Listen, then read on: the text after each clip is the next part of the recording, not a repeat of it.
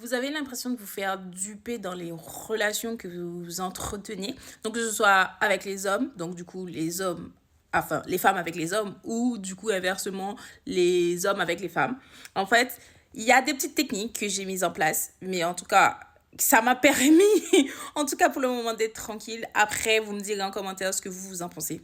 Premièrement, si vous êtes enfant de Dieu, ben soyez convaincu que vous voulez vraiment attendre le mariage. C'est-à-dire que vraiment, vous voulez... parce qu'il y a des personnes, vous allez vraiment facilement faire le tri. Il y en a qui sont vraiment persévérants et malgré que vous allez leur dire que vous voulez attendre le mariage, qui vont faire semblant. Et bon, à un moment, vous savez que vous devez rester là et du coup le fait de rester là que vous voulez attendre le mariage, ben la personne naturellement va partir. Il y en a d'autres dès la première conversation vous dites ça, ils disparaissent. Puis après, en fait, il faut que la personne ait la même foi que vous. C'est-à-dire que la personne peut avoir la même foi que vous, mais est encore dans le monde. C'est-à-dire que c'est quelqu'un qui croit en Dieu, etc., mais a été déçu par l'Église, donc ne va pas à l'église et tout, mais du coup pratique chez la personne, pratique chez elle, etc. Mais après, ne confondez pas le fait que vous allez à l'église et que vous pouvez trouver les gens à l'église, parce que les gens peuvent être à l'église et ne croient pas du tout, mais croient pas du tout, ils y vont parce que depuis petit, ils vont à l'église. Donc vraiment, vous devez avoir quelqu'un qui a la même foi que vous et vous allez le voir lors de vos échanges et tout. Donc là, déjà, vous pouvez faire un tri là-dessus. Donc si, par exemple, quelqu'un vous dit qu'il est athée, ben, vous savez déjà que on ne doit pas se mettre avec des joues. Enfin, attendez, c'est quoi le passage là?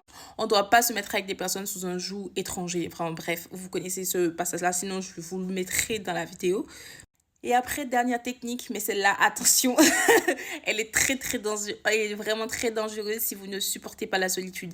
Et en fait, je vais la lire comme ça, je suis sûre que je dis tout ce que j'ai écrit.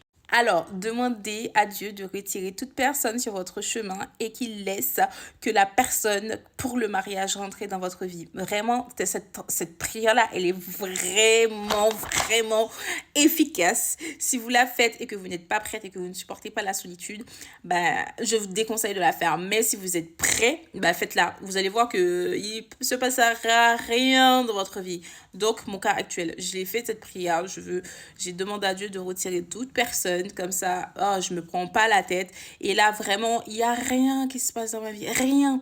Alors que juste avant cette prière-là, bah, il y avait plein de gens inutiles qui discutaient avec moi. C'est bizarre de dire ça comme ça, mais quand je dis les gens inutiles, ça veut pas dire que les gens sont inutiles. Ça veut dire que les gens, avec leurs pensées, qui n'ont pas forcément de but précis. C'est ça la différence. Et qui, forcément, vous n'avez pas la même foi, tout ça, tout ça. Bref, je ne sais pas vous, si vous avez d'autres techniques, mais en tout cas, ces trois-là sont vraiment super efficaces pour moi. Vous me direz si vous avez d'autres idées. Sur ce, je vous envoie plein d'amour, plein d'argent, surtout